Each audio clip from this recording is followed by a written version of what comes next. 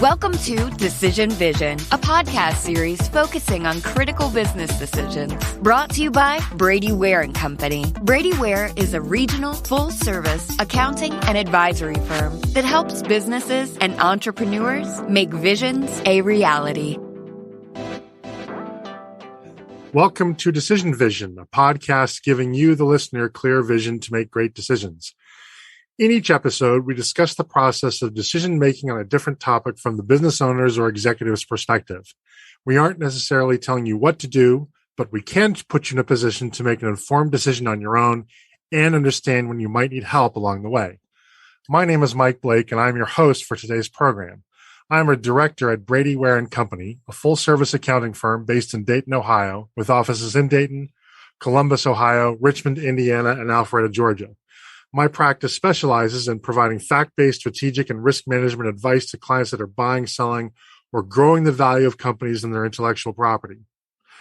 Brady Ware is sponsoring this podcast, which is being recorded in Atlanta per social distancing protocols.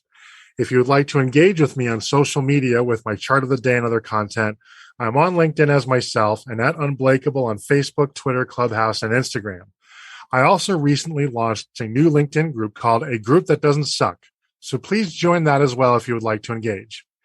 If you like this podcast, please subscribe on your favorite podcast aggregator, and please consider leaving a review of the podcast as well. Today's topic is, should I hold a corporate retreat? And the timing of this is very interesting because up until very recently, for the last year and a half, almost 2 years, having a corporate retreat was probably a preposterous question. Or if you did hold a corporate retreat, it would look pretty weird with a bunch of people on Zoom meetings, I'm guessing, or Zoom screens and whatnot. But of course, now as the Delta variant subsides, and who knows what variant is coming past that in our trans-pandemic period, corporate retreats are back on the menu again. And boy, do companies have a lot to talk about, right? Since the last time companies have done their retreats, this thing called digital transformation has happened. We've seen a seismic, I think, fundamental shift in how labor and society relate to one another in our country and in our economy. And the very nature of leadership and the very nature of what we even think is productivity is being at least reevaluated, if not outright being called into question. Interestingly, corporate retreats can have a bad rap. For example, there was a story in allbusiness.com that spoke of an incident in 2008 while the Great Recession was underway. And after immediately receiving bailout money, AIG executives spent over $400,000 on a corporate retreat. Hosted at the luxurious St. Regis Resort and Spa in Monarch Beach, California, it was reported that the executives treated themselves to over $150,000 in food alone in only 1 week. That's a lot of avocado tacos, man. And I do think that there's a little bit of branding to overcome. And first of all, talk about, I don't know that you could be much more tone deaf than that. But nevertheless, I do think that to some extent, corporate retreats do bear some of that stigma that they're not necessarily as productive. They can be more of a boondoggle. And so it's important to get that right. Now, in fairness, I've been on some corporate retreats, which have been fantastic. And it's something that I need to do for my group, I think, sooner rather than later. So I plan to learn a lot from this conversation. And as I often do with the Decision Vision podcast, it really is simply disguised mooching to get some free advice under the auspices of giving somebody some publicity. So I'd like to welcome back to the podcast Jared Kleinert. He came back on. He was one of the first 30 or 40 people who came on the podcast. So it's fun to have him back, and he has a new venture. He is co-founder and CEO of a company called Offsite, which helps you plan the perfect team retreat. Previously, Jared was one of the first 10 employees of 15Five, a leading B2B SaaS company, powering over 40,000 teams to bring out the best in their people. Jared is also a TED speaker, award-winning author, and USA Today's Most Connected Millennial, who has personally facilitated offsites for Fortune 1000 global executive teams started companies ranging from a marketing consulting firm to a series of high-end summits for entrepreneurs, and more. To learn about Offsite, visit www.joinoffsite.com. They are the easiest way to plan, manage, and follow up after team retreats and other offsite meetings.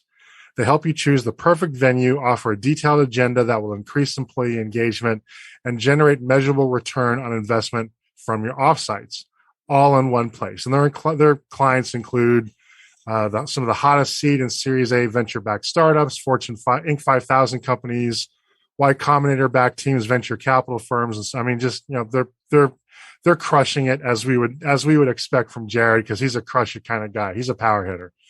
Jared Kleinert, welcome back to the program. Thanks for having me back. So we talked a little bit before we started the program. I mean, you're doing well. Obviously, it seems like every day you're posting about a new client and a new success story with offsite retreats, presume offsite retreats.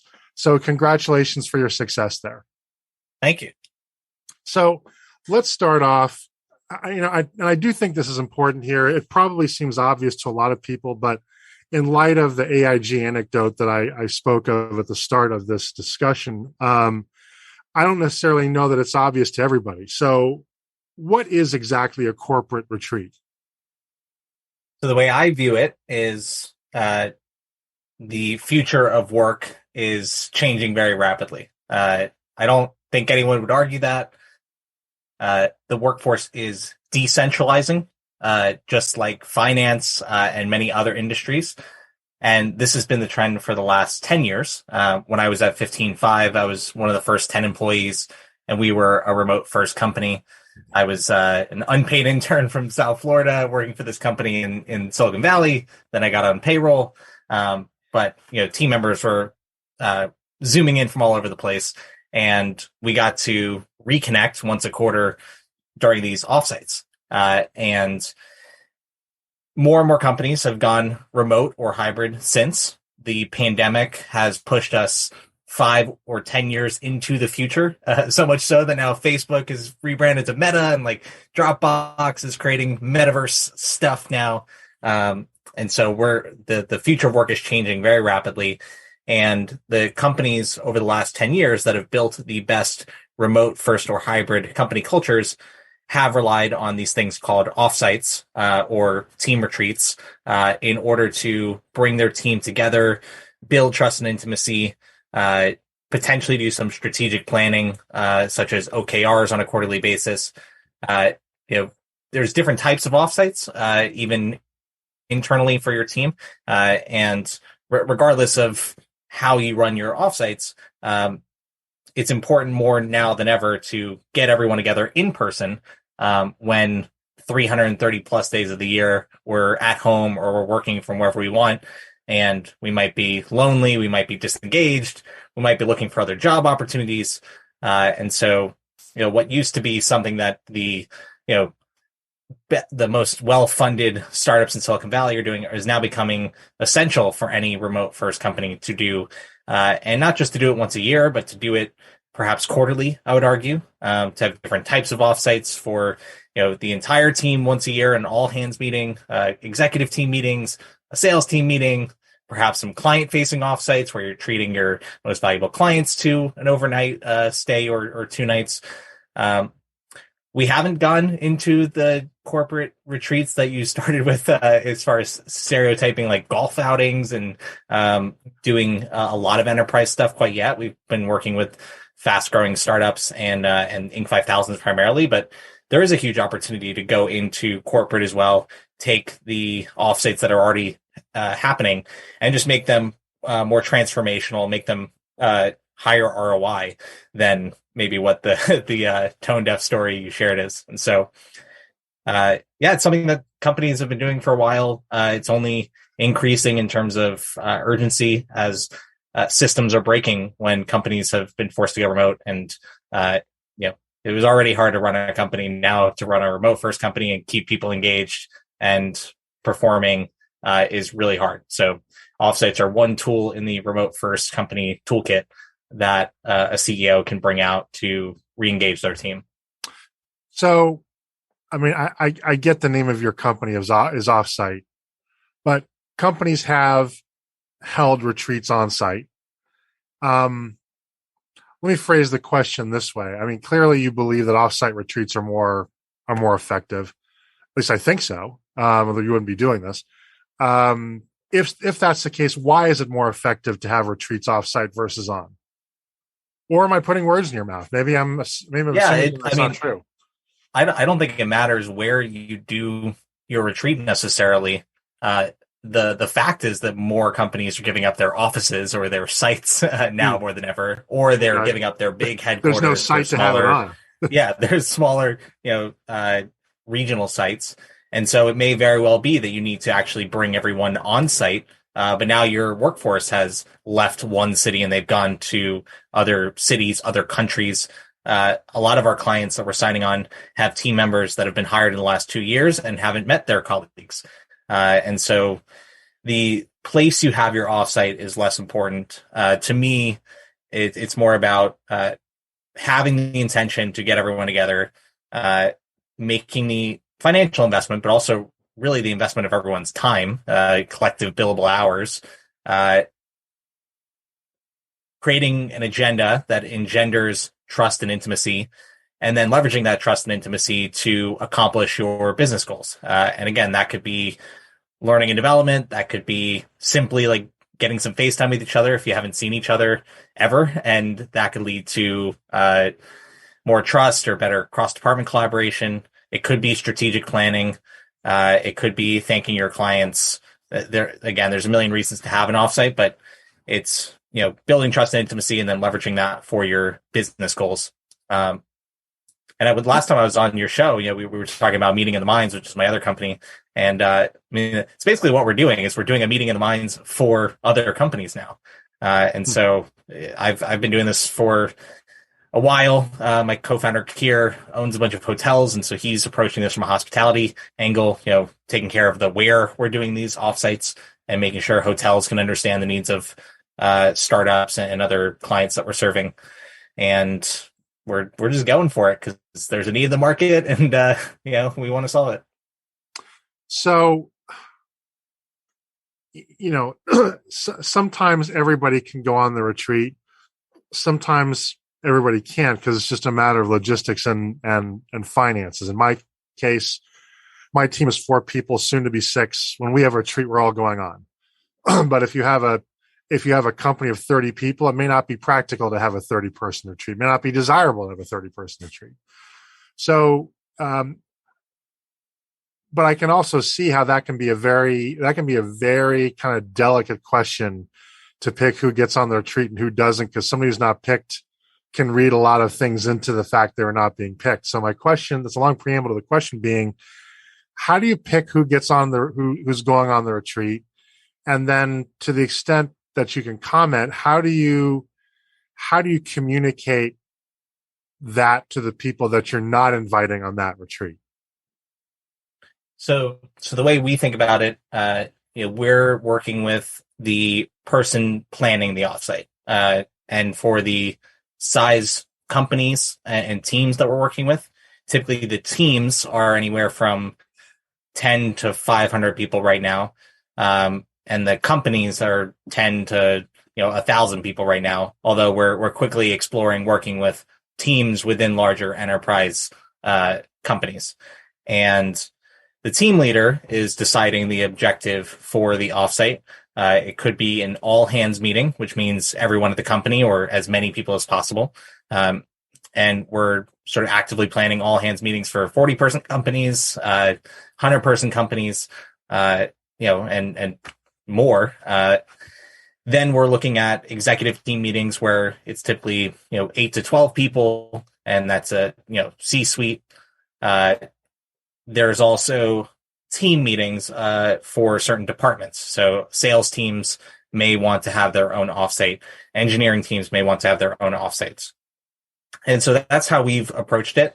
As we're evolving our company, we're starting to talk to higher level people leaders within companies, people that are chief culture officers, chiefs of staff, just the maybe it's a co-founder as well, but then they're establishing a cadence for offsites where they want to have a regular executive team meeting once a quarter, give the ability for certain departments to have regular offsites and then also have an annual all hands meeting. So really the budget that was previously put towards offices, you could argue, is being reinvested in these offsites, at least for a lot of VC funded tech companies.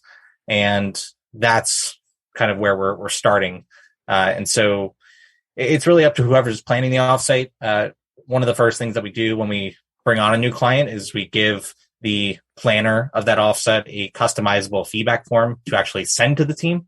And in that feedback form, we're getting the basics of travel, preferences, blackout dates, if they have personal things, like weddings or they're going on maternity leave and they can't attend.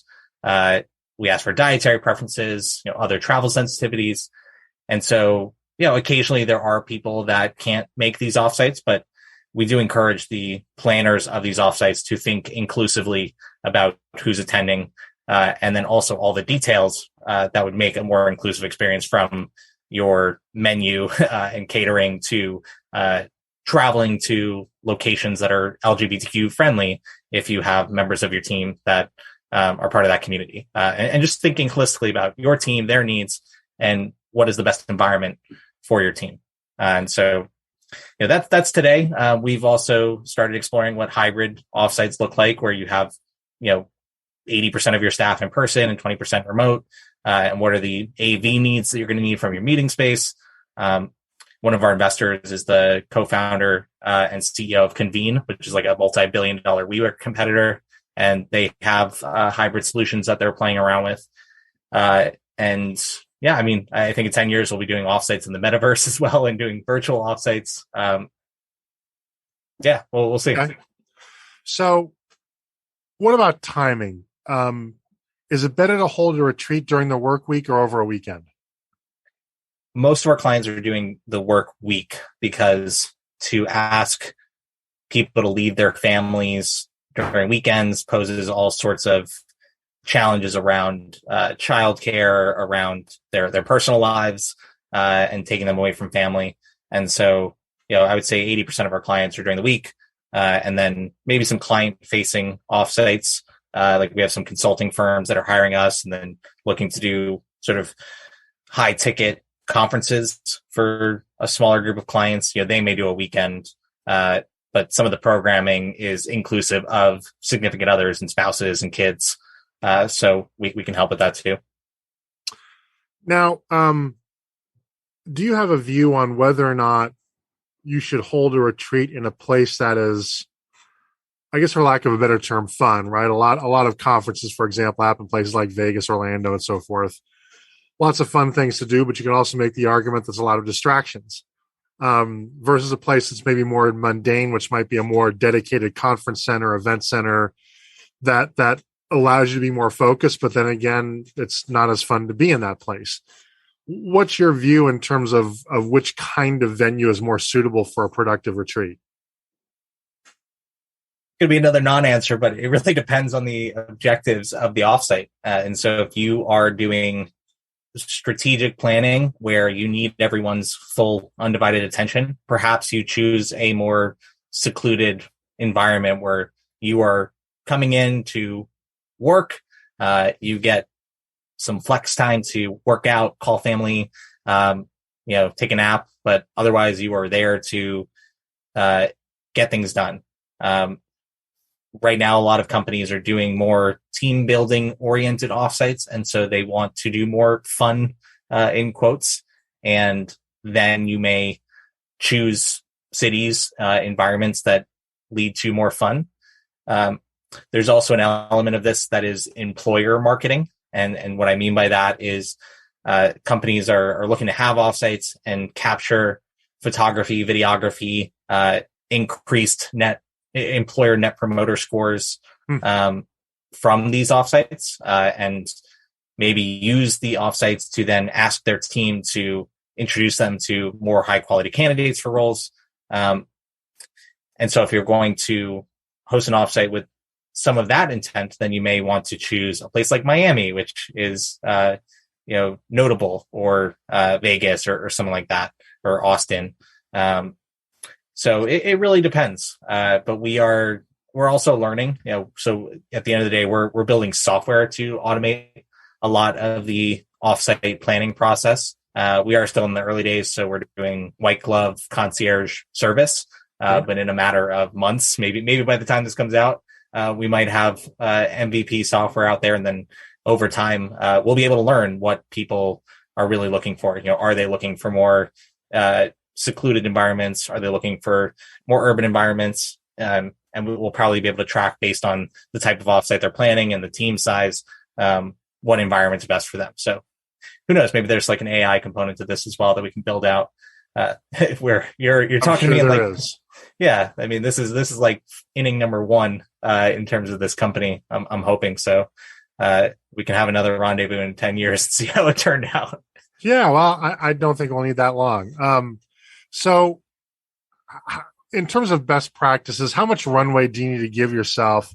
And let's I understand I guess it's going to vary depending on the size of the organization, but assuming that's not a huge retreat mega conference kind of thing, how long does it take to plan a retreat? How much advanced planning, or how much lead time do you need to put on a good retreat?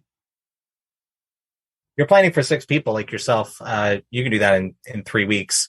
Yeah. If you're looking to do more of what our clients are doing, the 10 to 50 person offsites, I would ideally hope that you're giving yourself 90 days. And part of it is the planning. The farther out you plan, the better rates you're going to get with hotels and other vendors. The better agenda you'll be able to create, because you'll have more intention around it.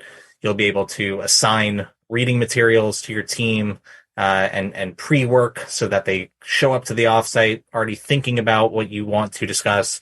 And then you can use the offsite for high-level decision-making, high-level planning, things like that, versus actually having to play catch-up once you're there. But also there's an element of giving your team or your clients something to look forward to. And just the anticipation of going to an offsite is valuable in and of itself. And so, in a perfect world, you're giving yourself 3 to 6 months of runway. And by doing that, you're saving money. You're actually engaging your team, starting to have those back and forth conversations. Ideally, you're creating a cadence of these offsites so that you're building anticipation 3 to 6 months out. You have this peak transformational experience, and then it starts to taper down. And right when it's about to go back to normal, bam, you have another offsite that everyone's invited to. And again, it goes back to inclusivity as well. People are busy, and so the more advanced notice you give people, especially if you're looking at an executive team or sort of high level VPs, then the more likely you will get full attendance. So many retreats, not all, but I think many, I don't know if it's a majority or not, you can tell me, have an external facilitator for at least part of the retreat. What are the arguments for that? Why do companies hire external people to kind of run the content portion of their retreats? Yeah. So, I mean, we take the approach of not mandating, external speakers or facilitators. I do personally think it's a great idea.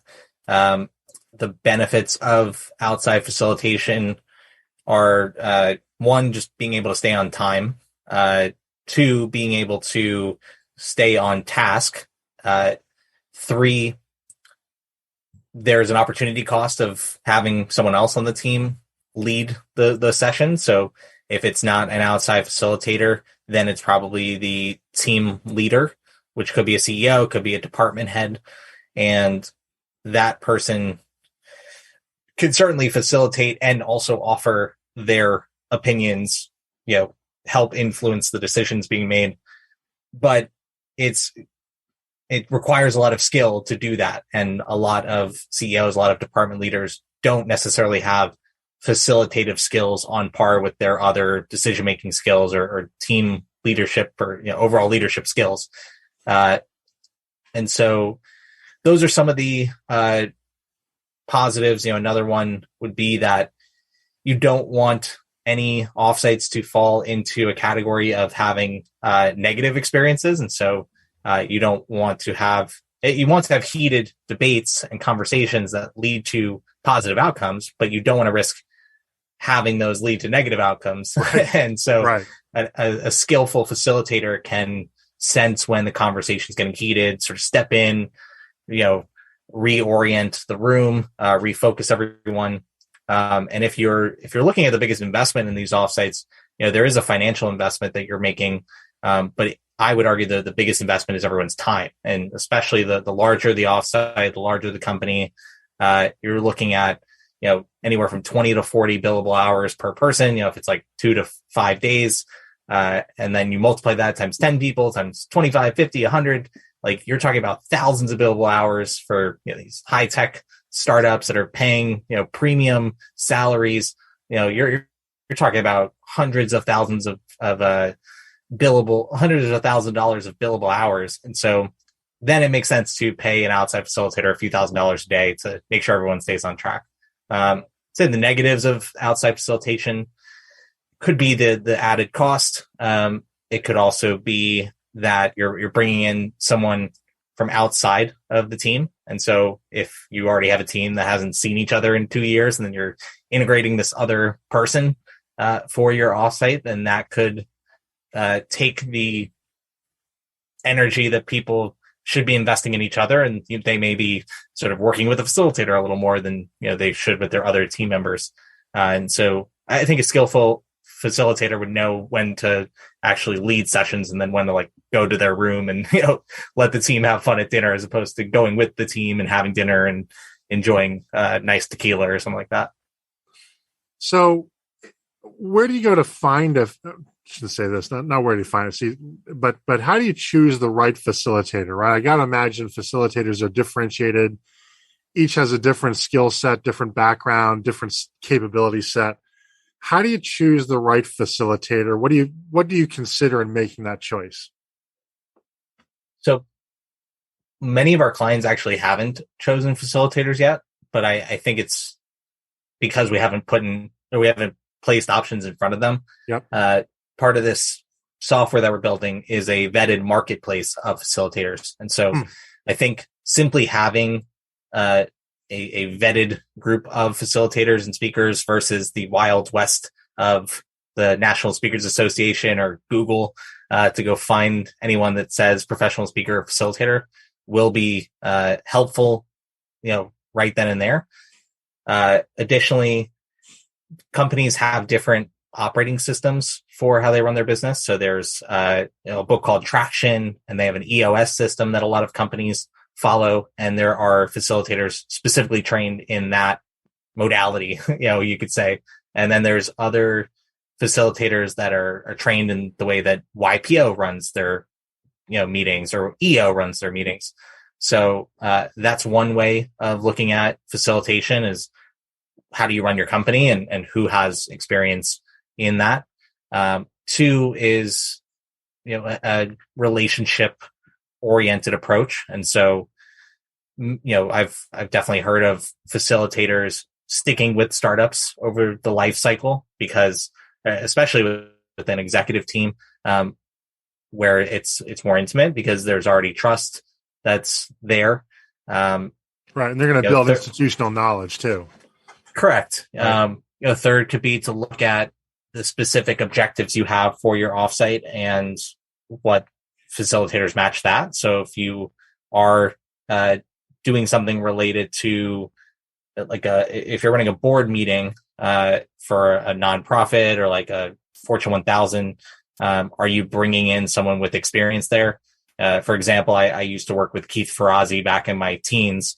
And before I worked with him, I got to shadow him for a few days in Los Angeles. And I got to sit in on a state board meeting for the March of Dimes, which is a nonprofit. And Keith was brought in as an outside facilitator. They brought him in because he had been an outside facilitator for a lot of Fortune 500 companies and was a C-suite executive himself previously. So he had a lot of social proof and a lot of previous experience with similar stage and size organizations. So it all comes down to relationship and social proof. To the extent Offsite can shorten that cycle of vetting someone, I think we'll be able to help our clients. So when you plan a retreat, in your mind, is there an optimal length of a retreat? Is there a minimum size or a sort of a sweet spot of duration for a retreat to be effective? It can be effective with 2 days, 1 night, if you're mindful of your agenda. I would say the average that we're working with is a 3-day, 2-night. And then the longest I would recommend is a 1 week offsite. I've heard horror stories of companies bringing like an entire engineering team together for 2 weeks and like keeping them away from family. Wow. But that's only doable if you have a really young team. That's bizarre. More college kids. Yeah. And once you get to like 7 or, there are some companies that have international teams and are only doing one all hands a year, and they might stretch it to 5-6 days and then have optional weekend stays that they're willing to pay for. So that is one strategy, to have maybe 5 days of work time as your max, and then have optional hangouts before or after, which would typically fall on a weekend. So that would probably be the max I would recommend. What are the most common goals that retreats are trying to accomplish? Or if you want, you could reframe this as, what are the most realistic goals that a retreat can accomplish? You take your pick on how you want to answer that.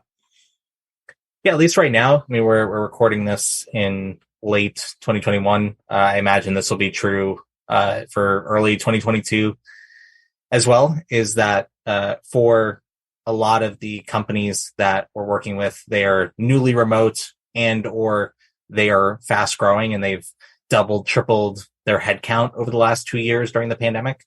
And so their biggest need, they keep saying, is team building. When they say team building, it could be as simple as like making friends at work, and that will lead to actually retaining your top talent longer, because on the days that they feel lonely or isolated, they'll be able to like reach out to a friend, maybe in another department, or they'll be able to make jokes in Slack, and then that makes for a more fun organization. Sometimes you have issues between departments because one group is getting more budget or is hiring more people, or like the sales team is promising too much, and then customer success gets mad at them, or engineering gets mad at them. But like sales has a quota, so that they need the other teams to understand what they're doing. So cross-department collaboration is a big hot button issue, or a big place companies want to invest. It could be that we're just all on these Zoom screens, and even having 2 or 3 days in person with someone gives you enough of a relationship, if properly facilitated, where you can really trust the team leader, the CEO, with your career for the next 6 months to a year, or possibly longer. And so I would say team building is the word or phrase, but it really goes down to employee engagement, retention, also innovation. If you're considering some of the benefits potentially of an office environment, it's the water cooler talk, it's people bumping into each other, having side conversations, going to lunch, and we lose a lot of that in Zoom. And you could try and recreate it in Slack or in all the other myriads of virtual spaces that have been created. But now offsites are your chance to really facilitate those environments and those conversations, and possibly get some of those idea generating sessions or planning sessions where you can then go back home and get to work on the things that you came up with. What about for post M&A integration? One of the most important reasons that I think mergers fail is because of the integration phase. Are retreats ever used to try to help mesh new teams from two different companies that suddenly need to work together? And if so, is that an effective way to address it?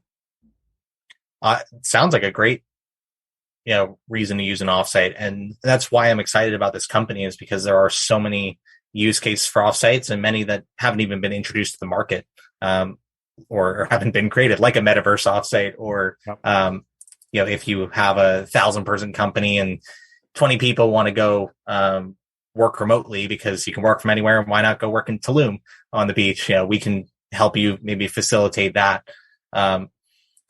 Anecdotally, my former employer, 15Five, did acquire a business during the pandemic and had to integrate about 50 employees, from my understanding. And almost all those people stayed at the company after the acquisition, and many have been slotted into leadership roles. And so I know that they've been desperately waiting to have an all-hands meeting to better integrate the team. And then I believe they've had executive offsites to address sort of the highest level integrations. But yeah, I mean, that is a great use case for an offsite.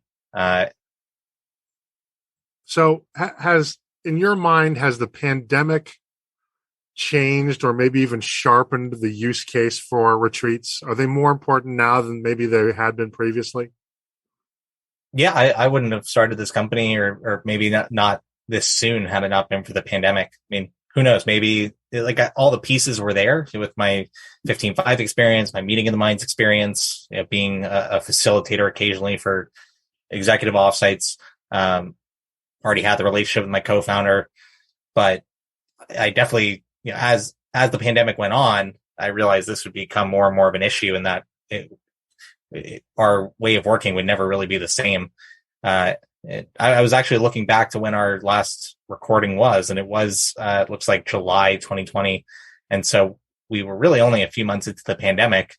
And, who knows, in an alternate universe, if we really did contain the pandemic in 3 to 6 months, maybe I wouldn't have started Offsite. Maybe I would have started it in 2022.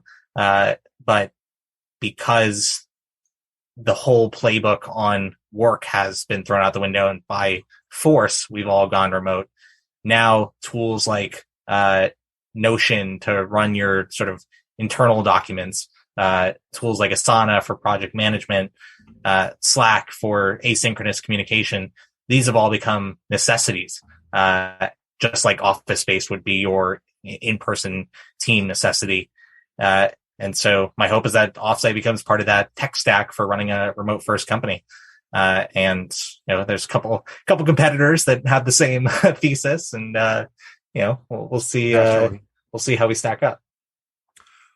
Why do retreats go bad? Right? I don't know if you've been on bad retreats, but I have. I'm sure you've heard horror stories of retreats with the best of intentions that wind up being disasters.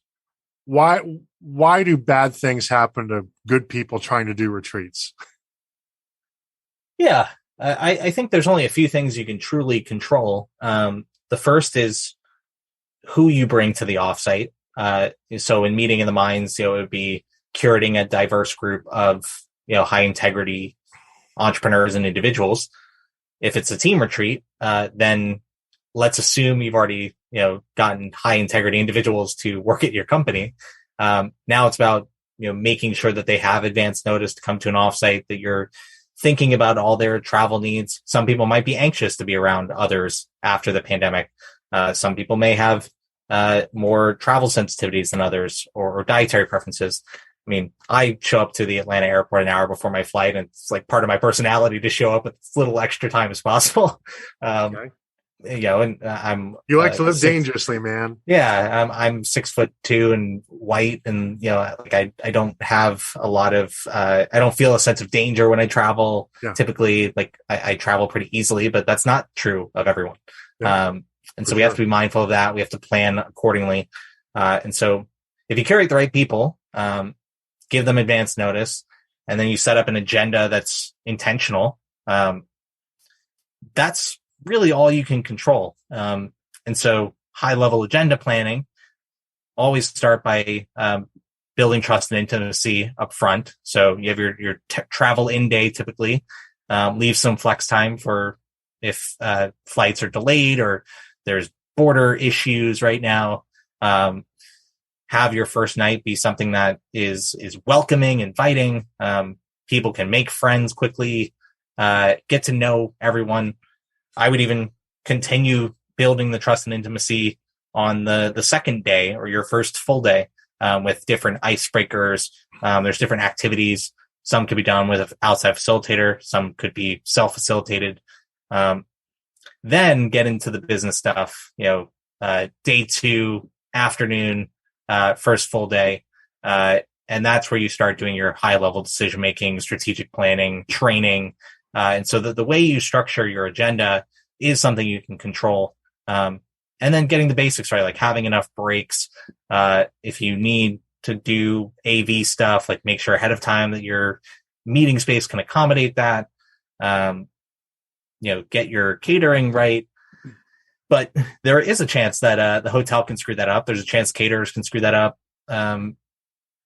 Airlines can screw up. COVID can make for all these wonky policies that are ever changing. So really, you just got to get the people right, and you got to get the agenda and facilitation right. In my personal opinion, and that's all you can control.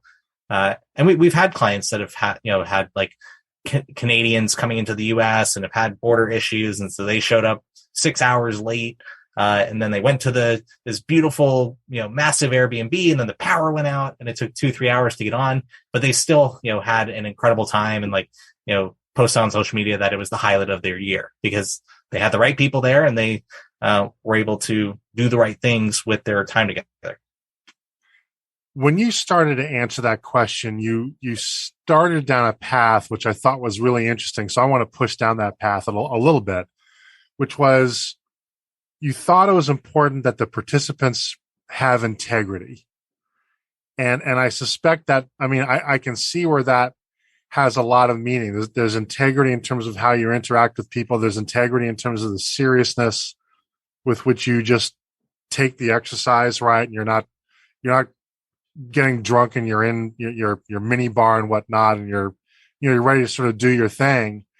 And, I think that's really important that and to that point, and correct me if I'm wrong, if that's the case, then a lot of the ingredients that are required for a successful retreat are actually in place or not in place long before you ever even think of having one, right? Matter of culture, matter of even how you hire.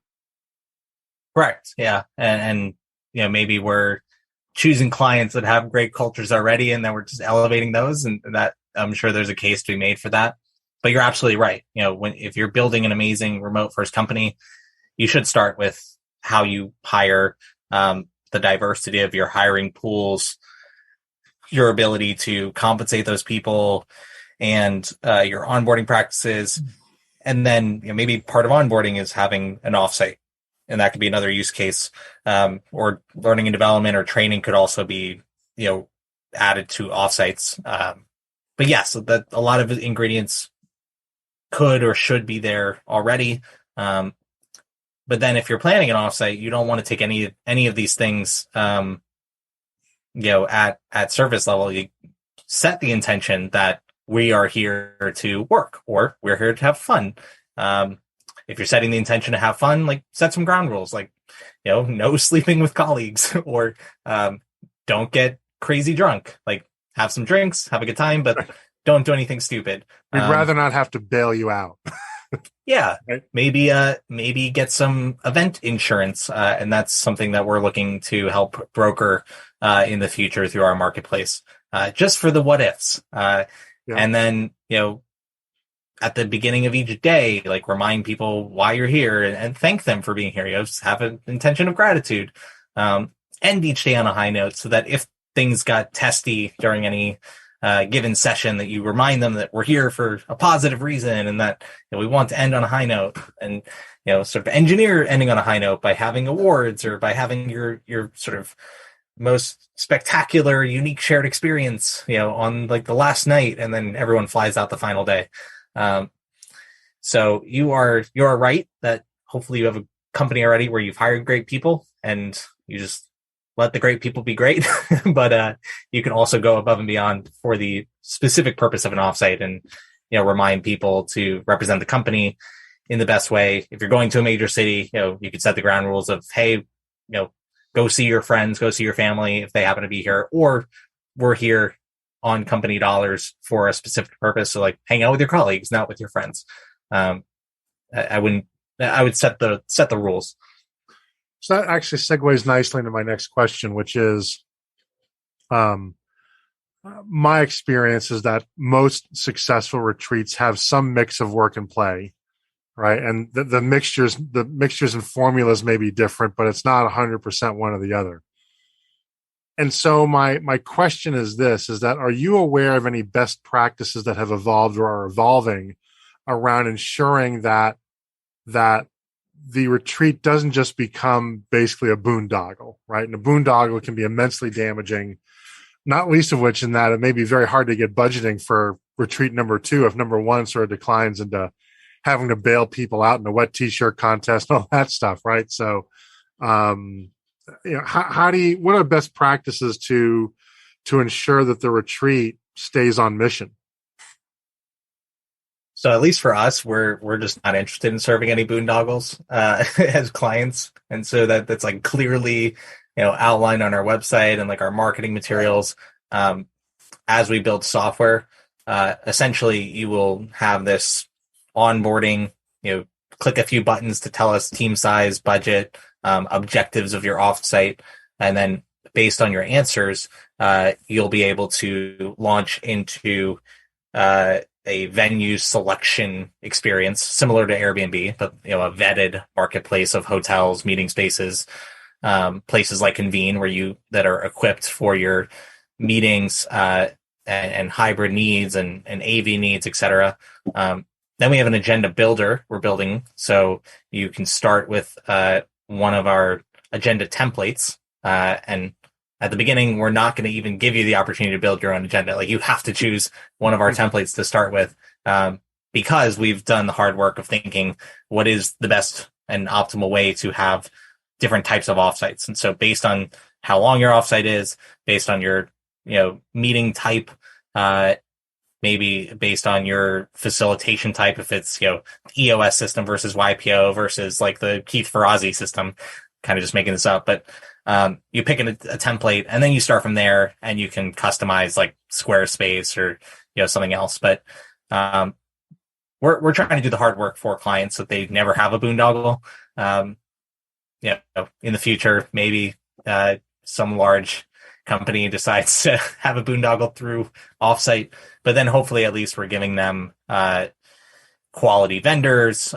We're like making it clear that here are the rules that your sort of team leader set for this offsite. They've also gotten insurance so that it doesn't fall onto the company if anyone does something stupid. I'm sure if we run this company large enough or long enough and we become large enough that bad things will happen. Just like Airbnb, there are horror stories of people staying in Airbnbs, and that's probably going to happen if we are successful enough. But it's definitely our goal to create the best offsites possible, and that will happen through how we create agendas, how we pre-vet and pre-negotiate with vendors, through even having diverse vendors on our platform, like diverse speakers and facilitators and photographers, videographers, by educating team leaders on how to facilitate if they want to do it themselves. These are all the things that we're going to be thinking about over the next decade plus, so that hopefully the average offsite is just better. We are talking with Jared Kleinert, and the topic is, should I host a company retreat? Is there an ideal time of year to have a retreat? I would argue once a quarter. But there's a lot of companies planning like January offsites to kick the year off. Certainly a few December to celebrate the year. So I would encourage companies to think about the life cycle of their business and how they operate. And if you have a quarterly system of planning, then maybe you want to have your offsites mirror that, at least for your executive team or for department leaders. If you're doing an all hands, you may want to consider when you can have the most attendance. And so that might be, I guess I don't have a clear answer, and like over time, our AI and our analytics will best determine that. But We're looking at a lot of all hands meetings in Q2 2022. I guess probably avoiding summer if kids are out of school is going to make some sense, and then avoiding major holidays for an all hands meeting. But it's also going to come down to like where your team lives, and if we're dealing with truly international teams, different places have different seasons. So if you say you want to go somewhere warm, what does that mean? We're going to come into all these geographical challenges as well, which I'm excited about. But yeah, it's really based on how you run your company and what you want to celebrate, what you want to plan for.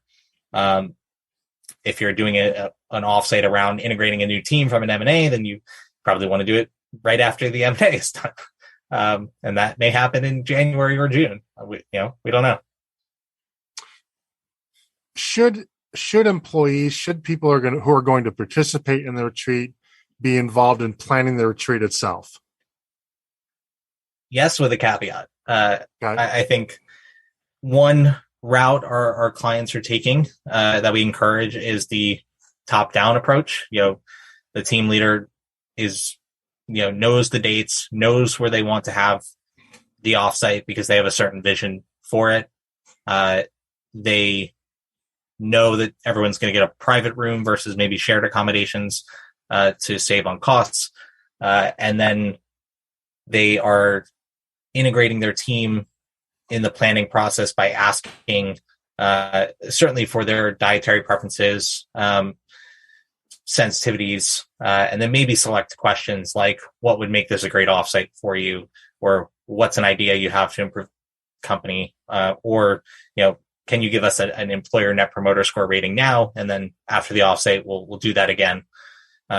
If team leaders don't have strong opinions about where, when, and even some of the details, like should it just be team members or should it also be significant others and kids that are invited, then some of those questions we would roll into an intake form and invite the team to sort of vote on that or have a say in it. And so, yes, you should include your team with at least one pre-offsite feedback form.